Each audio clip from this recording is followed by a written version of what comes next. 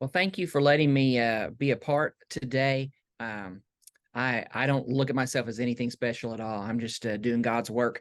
Um, just to give a quick background, I'll take about maybe less than 5 minutes. I've been in full-time worship ministry in some capacity since 1994. I graduated from Union University in 1993, and I served all 4 years while I was at Union part-time as 3 years as music and children's minister at a small church, and then 1 year, and then 1 year post grad at music and youth part time. And then I did music and youth ministry full time for 22 years until 2012 when I came here to First Baptist Camden, and I do the my official title. They say they've changed it 2 or 3 times, but associate pastor in charge of worship or whatever. I'm the worship pastor. The only other thing I do here is I work with our senior adults.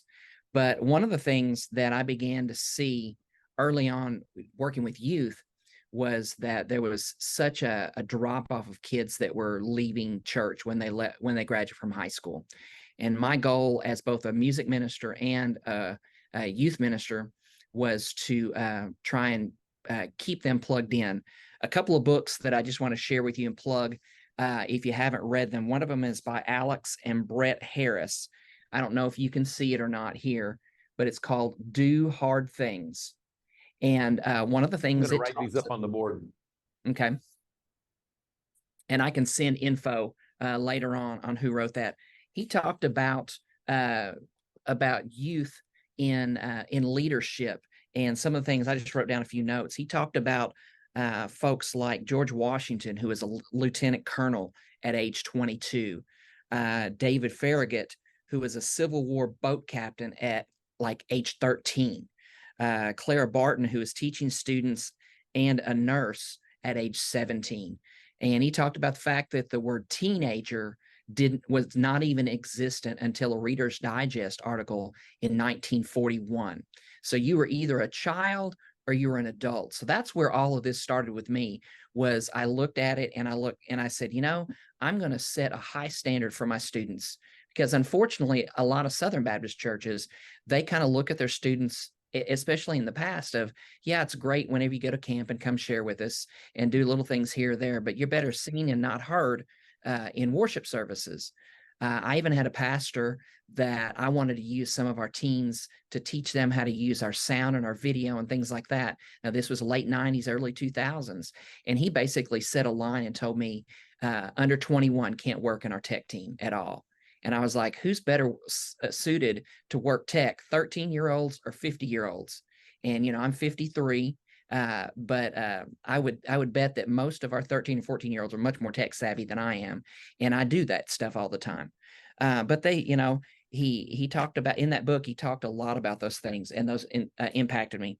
Now, another book by Tom and Sam Rayner, you'll know the name a little bit better, Essential Church, talked about why kids, when they graduate, are leaving the church. And a whole lot of that has to do with they don't see themselves as valuable in the church.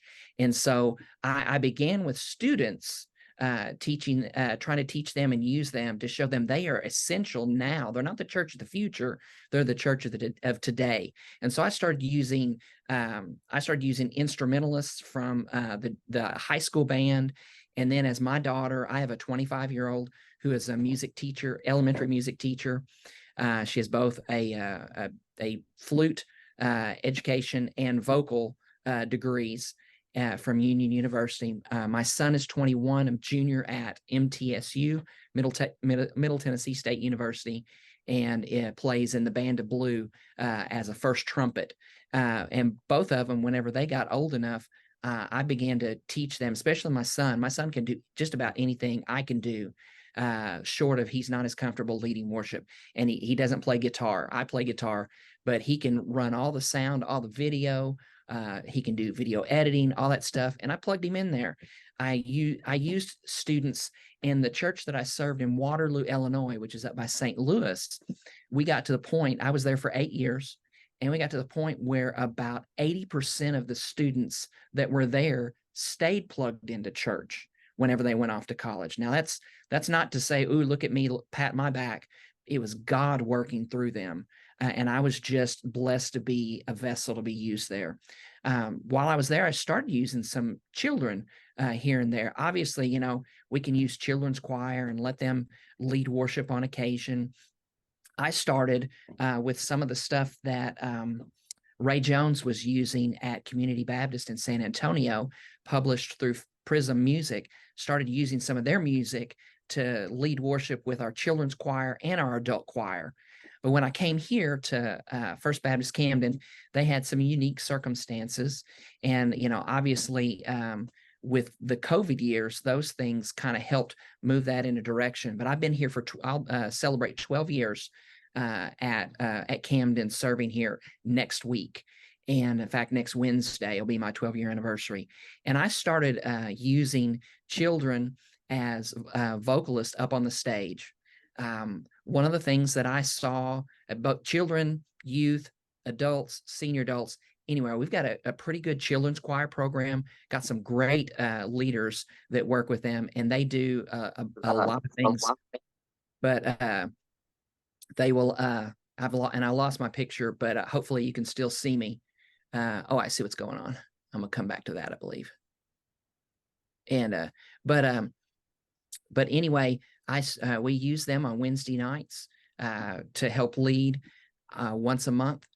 But one of the things that I did is I built my praise teams around using 2 or 3 vocalists from my choir to lead up front, and then some youth that lead in we don't have a youth choir because of our numbers, but we have a youth praise team that has about 6 or 7 vocalists, and I use them to help lead. I use our vocalists from our junior high and high school our instrumentalists from our junior high and high school to play both at times drums when I've had that, acoustic, as well as several orchestral instruments. At one point, I had 3 trumpets, euphonium, I had an alto sax, 2 flutes, and at least 1 or 2 clarinets, along with piano, organ, bass, keyboard playing a string reduction, and acoustic. So it just morphs depending on what we have. But I'm kind of type 1 personality, so I even schedule them out and contact them about a month in advance and keep that out about a month when they're going to sing. And I use different groups, but that's what I do. And I put a microphone in those little kids' hands at an age. I've got one young lady that led this past week that she will be in kindergarten this next year. Now, she's a special circumstance, but she helps lead. And man, I'm just going to tell you, I don't know what it does to our congregation, but I've heard good things about it. But it just encourages my soul. It encourages those that are up there playing instruments all the time. It encourages their soul to see them leading. And one of the things I had to remind myself of as we start doing that was that although my target is for excellence in everything that we do, but I also had to understand that I'm dealing with children, and I have a pastor that understands we're dealing with children, and we're going to have the occasional microphone dropped and it roll down 2 or 3 steps, and the little second or third grader is going to follow the microphone down and get it and come back up and do that.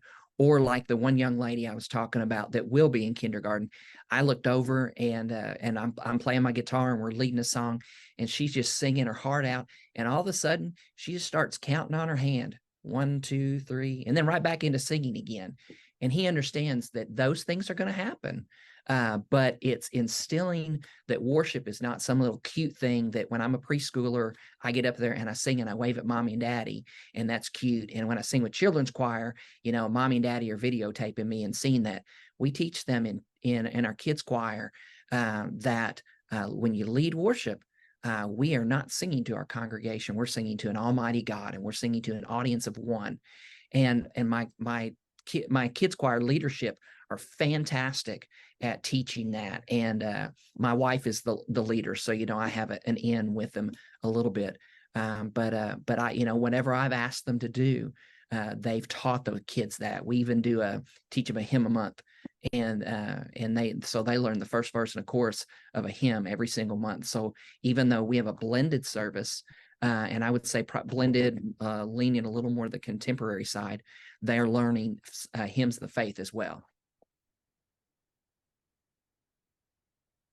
So, David, how do kids make it? First of all, how does a kid get into someone younger than that kids that live in the home with their parents still, which could be older now, but let's just say high school and under. How do they get on the platform? How do they get into your worship teams? Well, most of them will start in one of our choirs or in our youth praise band. And so I will observe them. I'll come in and watch our kids choir, and I work directly with our youth praise band. And so I'll kind of watch them and observe, and then I'll go talk to parents first. I'll say, hey, would you be open to your kids being a part of this? We can try it once and then come back and talk again. And if things go well and you all feel comfortable with it and your child feels comfortable with it, and it doesn't cause any undue stress on them, I would love to put them in a rotation and sing. And so that's how we start, is probably as much my observation of the kids as anything. I've had a couple parents that have come up and talked to me about it, and I'll go, well, because I used to years ago, if you wanted to be part of the music ministry, you were in the choir first. That was the flagship. Now, that isn't always the case here. We did have, at one time, we had 2 separate services with musical genres was the only reason we were having 2 services. And I did that because my pastor asked me to do that. If my pastor asked me to do that tomorrow, I would do it. From the inside his office, I would tell him I don't like it. And I think that you split the church when you do that. Now, I understand that it works well in some locations. I've got some friends in Nashville and in Jackson and in Memphis and Knoxville and those areas that works tremendously well. But in Benton County, 13 to 16,000 population, it does not work well here. And so, but I would do it. But I do have a few adults that actually don't sing in the choir full time now. But I used to always it was the flagship of the choirs where you did that. And for the most part, I do that first of all. Does that answer your question completely? Yeah, I think so. So so what are if let's just say a 9-year-old fourth grader, they get your attention when you are observing children's choir, and you talk to the parent. What are you likely wanting that 9-year-old to do on Sunday morning? Mm-hmm. The expectations that I have is I tell them, one of the things we do a Wednesday night rehearsal after all of our services with the praise teams. I do choir on Sunday nights, by the way. Don't like it that way, but I have nursery workers Sunday nights, and so I do choir. So we rehearse and go over logistics, transitions and things like that, and play through everything. On Wednesday night, we take about 45 minutes to an hour.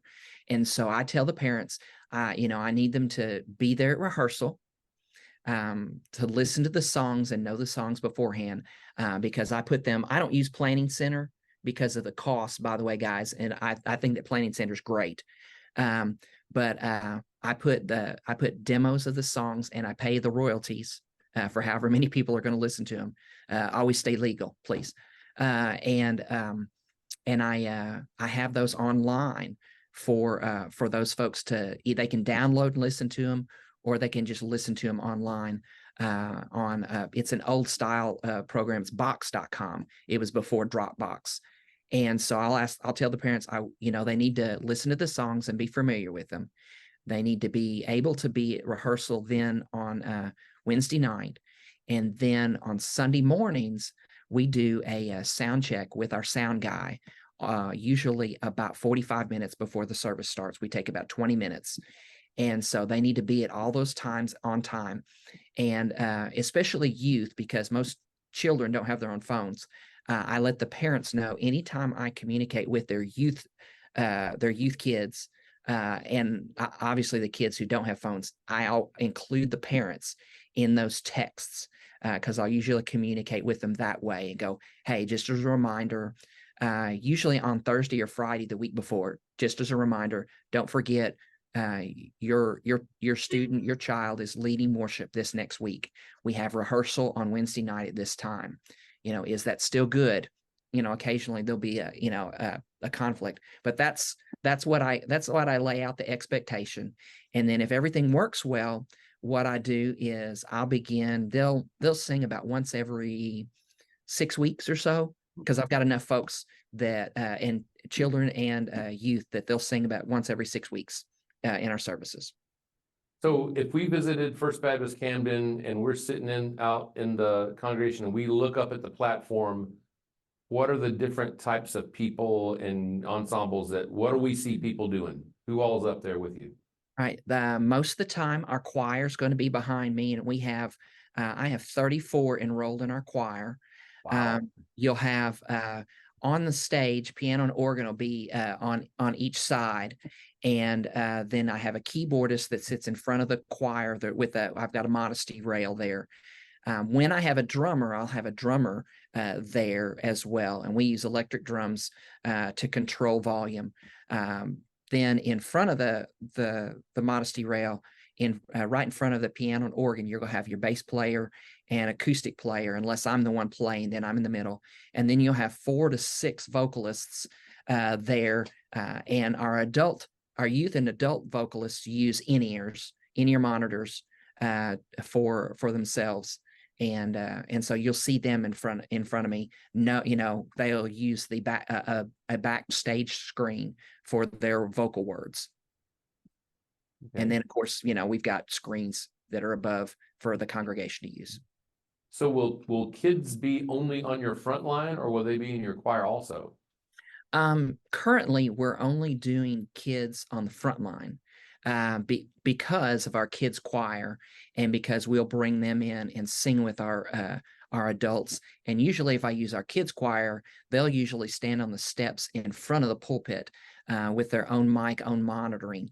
And a lot of times I'll have one of my kids choir leaders directing them when we do a special music with our adult choir and our kids choir.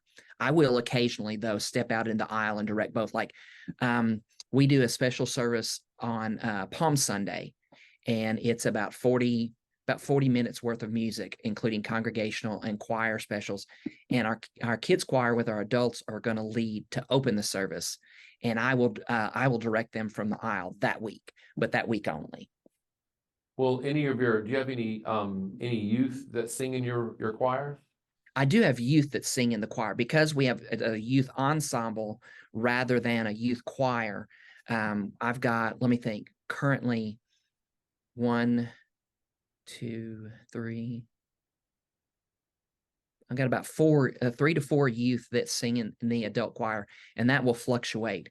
And that really plugs into, I've got, of course, 12 years, kids will graduate and go from there. I've got about a half a dozen adults that are in the choir that were in kids choir and youth worship, our youth praise band, that are now part of our adult choir. Mm-hmm.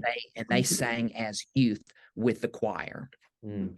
So the kids and youth that will end up singing in choir frontline, how many of them are their parents involved in choir or on the platform with them? Let me pull back and look at my list real quick, and I can probably tell you fairly closely. I was wondering if you might be more, you might be more likely to have a connection with a kid that you can count on there. And one of the things that helps you count on them is that their parent, one or more of their parents, are already involved up there.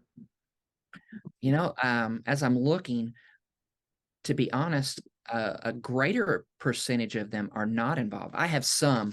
Our student pastor plays acoustic once a month, and his daughter sings. So, I've got not only a connection with her through music with him playing, but we have a great working relationship as staff. but I've got two or three that sing with their parents. I've got a couple that I even will do in a different ensemble separate from their parents, not because they've complained or their parents have complained, but that's just how it has fit in. But I've got about probably as I look at it a little bit more, about half of them that sing that are the kids choir. Their parents are involved in the music as well. Okay. So now let's talk about, a lot of churches that still have choir, especially churches that might have styles split out. Mhm. To talk about senior adults in your main worship choir is kind of like, why are you even mentioning that? Because a lot of choirs, like the whole thing is a senior adult choir. Mhm. But you've obviously got a lot of ages. So if you said like 35 or something, how many people are usually in the loft on a given Sunday? Out of that 35, how many people are usually there? When we do special music, usually we're somewhere around 30, because my piano and organ, my keyboardist, and my euphonium player, they're all choir members as well. So they'll filter Okay. out when we do special music. So before special music, they'll be probably somewhere in the neighborhood of 20 to 25. And Okay. then they'll be added. And like for a special program though, for March 24th for Palm Sunday, because I've got some folks that are not in the choir. I've got a couple coming in that have been in the choir in the past but live elsewhere. But they're gonna. But I asked them to come in and sing. I'm gonna sing 44 for our March 24th service. Mm. For Christmas, we did a program Saturday night and Sunday afternoon, and our Christmas program we sang 42 in Okay. that choir. So, and that's Okay. kind of where we are. So if you have like 30 on Sunday morning, then how many of those 30 would you say are over 65? Over 65, probably in the neighborhood of 10 to 12. Think of a question that you can ask David, because I know at least 3 or 4 of you have questions you could ask. Ryan, I saw your hand first, and then Jesse. So when you arrived at your church 12 years ago, and you were handed the position, how do you start building the trust of your congregation? Like, how do you just begin? Because you're handed this role, you're stewarding this. Like, how do you just begin? Like where do you start? Like, how do you just build, with a new position? I started with those who were in leadership, because the instrumentalists are the same that were there when I got here. I started with that, working to build relationships with them. I sat down,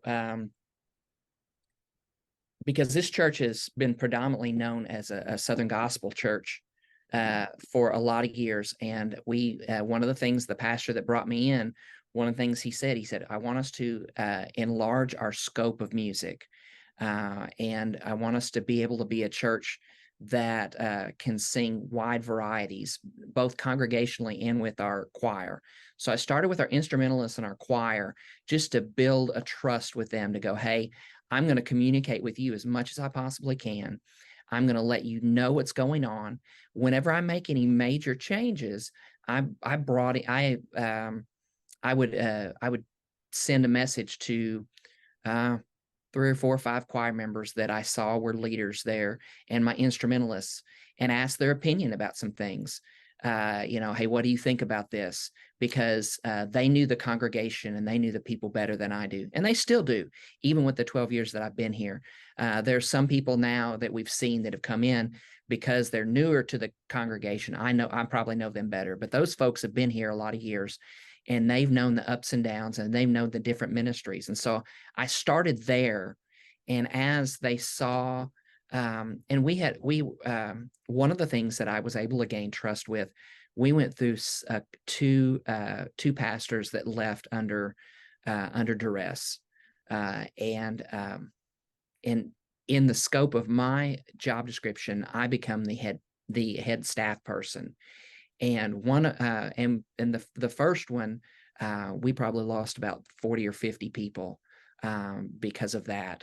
And so those things that happen, and part of that trust, it just takes time.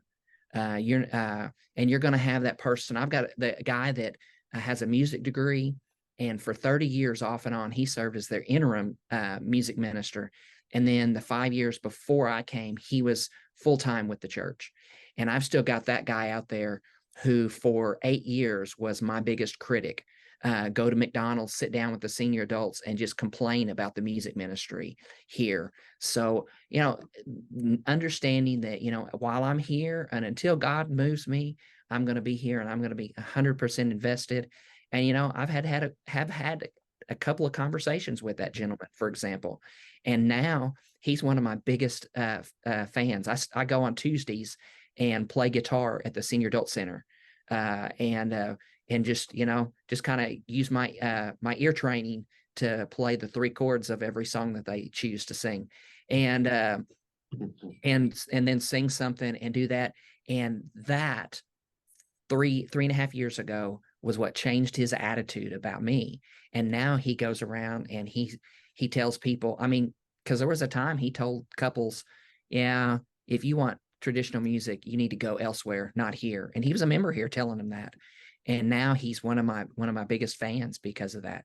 So time is the biggest thing, but building relationships with the leadership first of all is paramount, because if they don't have your back and they're not on board with you, then the folks that you're actually leading with are not trusting you, and you have to have that. And sometimes you have to even have discussions about, hey, I appreciate all you've served, but if you're not going to be on my side, I don't know that I can have you leading.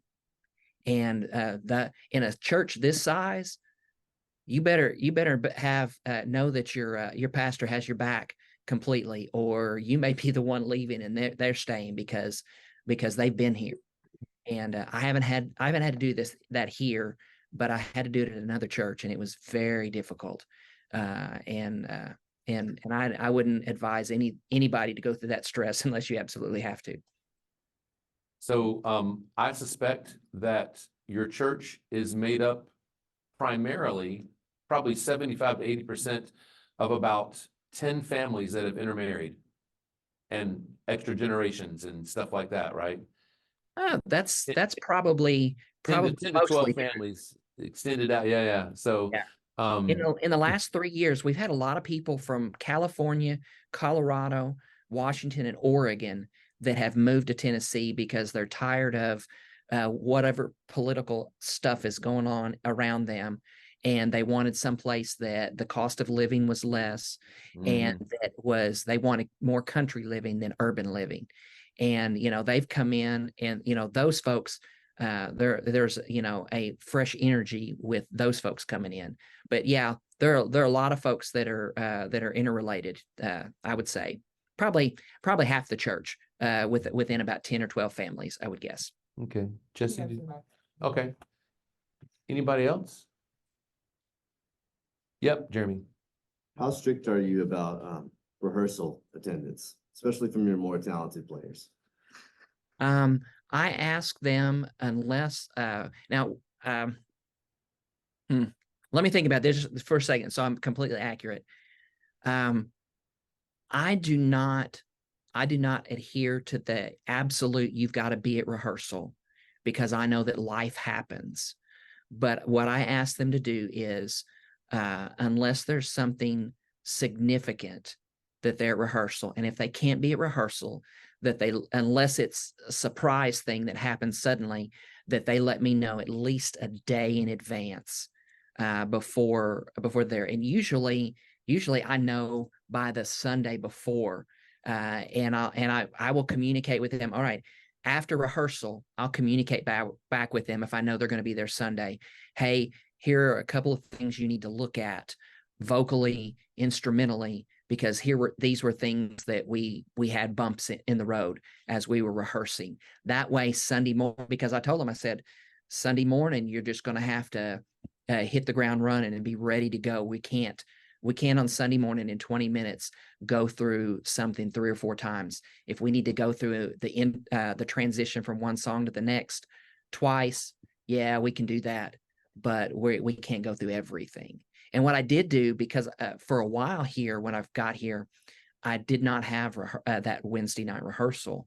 And so we had a 45 to 50-minute rehearsal before church on Sunday morning.